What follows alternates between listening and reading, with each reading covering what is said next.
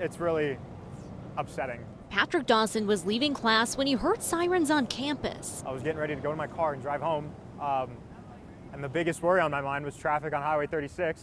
And then all of a sudden I start hearing all this stuff about, oh, there might be a shooter, there might be a shooter. He decided to walk toward Norland Library, toward police. I had a friend that was in Norland that told me, he said, everyone just kind of started like hurrying out of the building, and he didn't know what was going on, he just followed the crowd.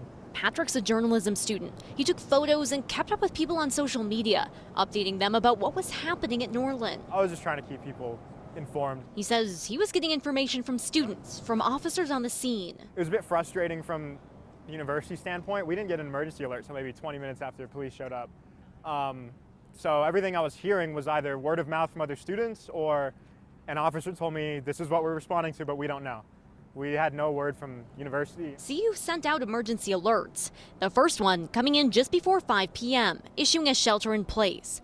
30 minutes later, an update notifying people that they were investigating a potential shooting at Norland Library, but no signs of a suspect or anyone hurt.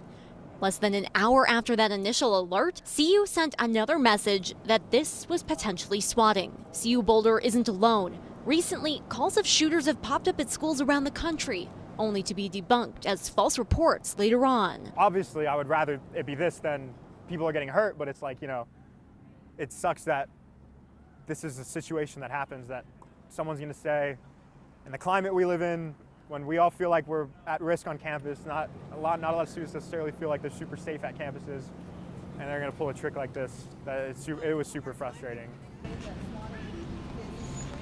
Patrick tells me whenever he hears a siren on campus, he always worries it could be a shooter, that it's always in the back of his mind and that of many other students here on campus. He says these swatting situations are dangerous and frustrating.